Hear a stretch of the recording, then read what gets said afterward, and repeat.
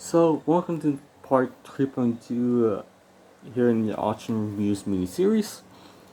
Here's something interesting that you might have probably not knew of as a backstory of this car. This is the Nissan R381 that won the 1986 Japan Grand Prix. In fact, it's only every time the R381 ever competed in a race. That time in the 1960s. This is the number 20 R381 with yellow accents, driven by Moto Kitano, the driver who won that Grand Prix. So the R381 is a a Can-Am styled race car, modeled after the Group 5 regulations, with a Chevy V8. Fun fact: this was going to have a V12, but because this was their first time making a V12, they having to source an engine out of the US. I can't remember. Oh yeah, Shinshiro Sakurai went to the US to source out the engines, and he contacted Dean Moon. The Dean Moon from Moon Nines. And yes, that is the Dean Moon from Moon Nines. If you didn't know, by the way, to source out some of the Canon spec Chevy B8s. It's from him, and it was able to ship them to Japan, and fit it with a V8 engine with all three of the R381s.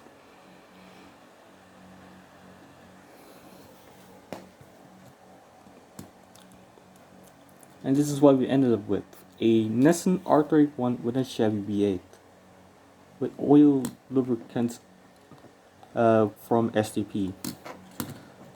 All thanks to the Moon from Moon Eyes. Now, an interesting thing about this that there are three R381s. This is the only surviving R381 that we know of. Away chassis 1 and 2 might have been reused for parts, and then the two chassis were just never put out and stored somewhere in the Nissan Archival Museum, and then just never released to the public ever again. So I believe this is chassis 3. I can't be sure, but this is probably chassis 3. Let me look. Alright, so had to pause it for a second. Turns up, yep, there are three R381s in the 1968 Grand Prix, but there was at least one R381. I believe it's this R381 that raced in the 1971 1,000 kilometers of Fuji, which is surprising because we don't know who entered this R381 in the 1971 1,000 kilometers of Fuji. Getting back to the topic, there are three R381s. The 18 was driven by Kunimitsu Takahashi, and the other is the 19 of Yoshikazu Tsunako. I believe they all run different accents. I'm guessing Takahashi is red. I'm not sure what Tsunako. Because I have not actually looked at period pictures of all three of them in that race. I know if this is the Kitano car with the yellow accents on a white base, which is pretty neat. Oh yeah, speaking of, here is the case, per usual.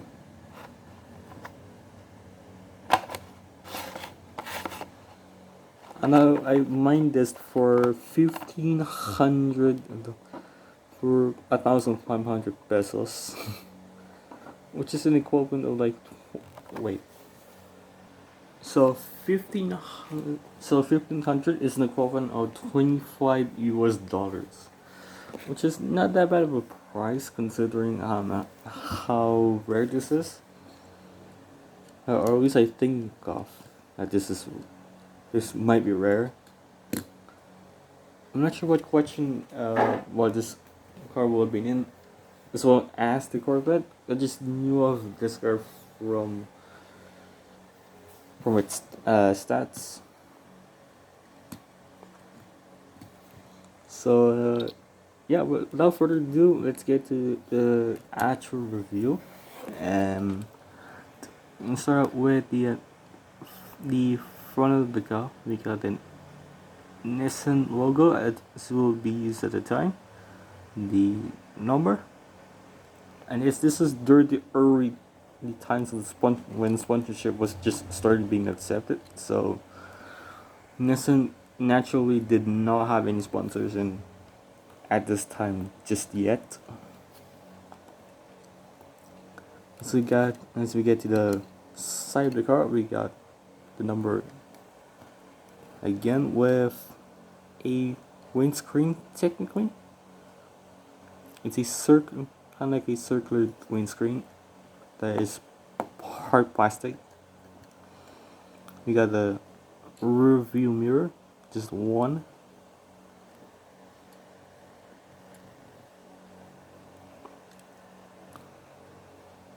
We got the anti-robot and the on top of the Chevrolet V8. 8 cylinders are modeled here. You got the interior.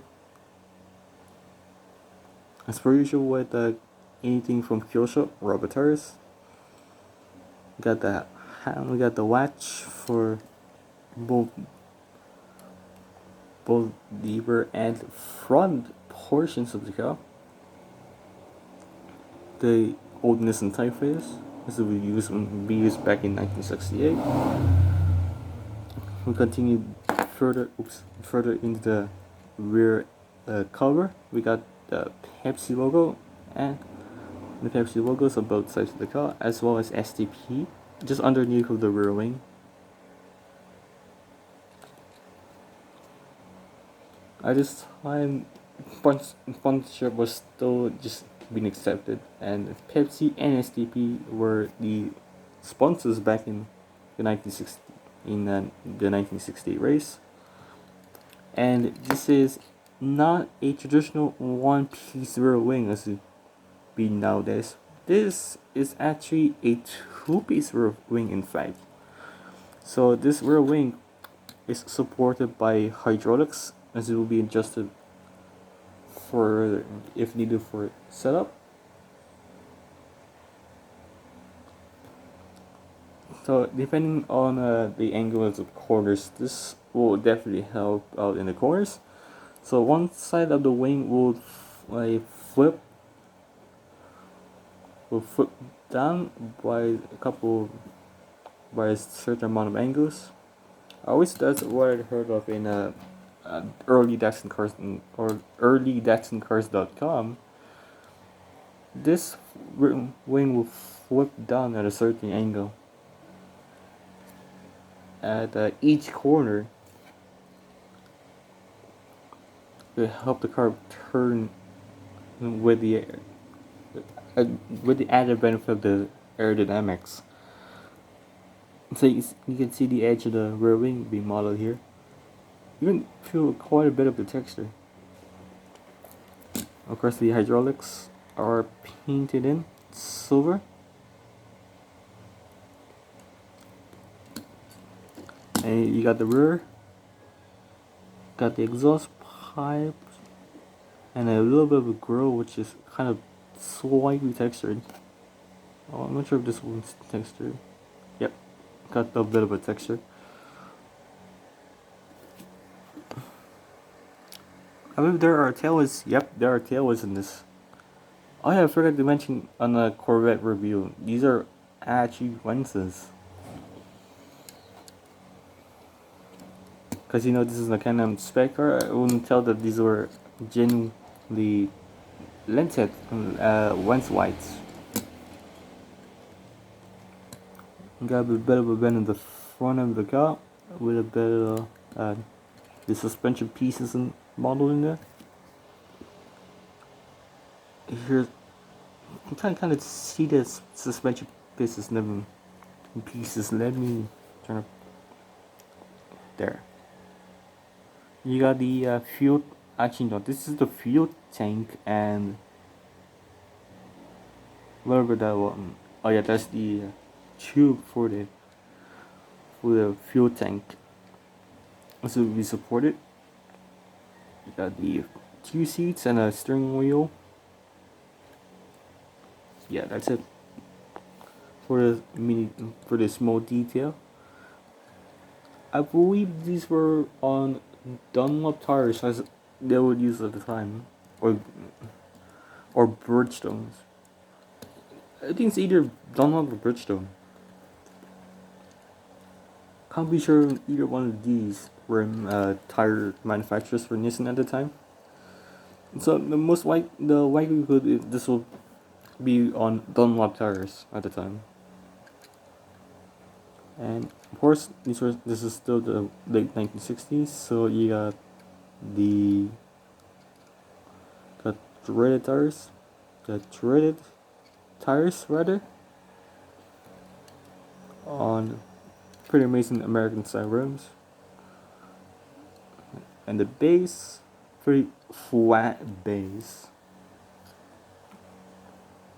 but nothing more than that is been made in China, made by Kyosho, and the car info and the scale.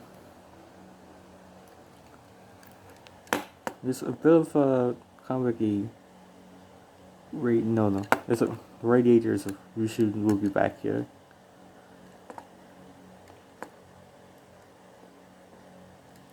A bit of detail on the front of the car. Kind of neat that he modeled that. Even if it's small. So yeah, that's the R381 and the mini series. I don't really plan to continue the series beyond 2022. The prices have gone up, and I don't really plan to continue the series beyond 2022.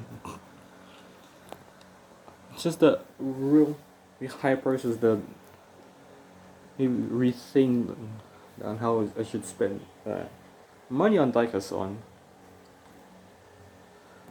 So that's why I called it the mini series, because I didn't intend to be a full series at this point just yet, because of the prices going up and such. But yeah, getting past that, this is a pretty amazing casted diecast. This is a pretty interesting, with a pretty interesting background as well. The fact that it has a shabby B8 just made it look like it could be racing a Can-Am at this time in the early 60s. The late 1960s and beyond. This car does not look out of place with the McLarens at the time. In fact, this is kind of like inspired by a McLaren Mark II, no doubt about this. It's also like this has some McLaren inspiration on this car. But yeah, that's all for the Nissan R381. We'll see you again for potentially another review on another car. We'll see you then for the next diecast review.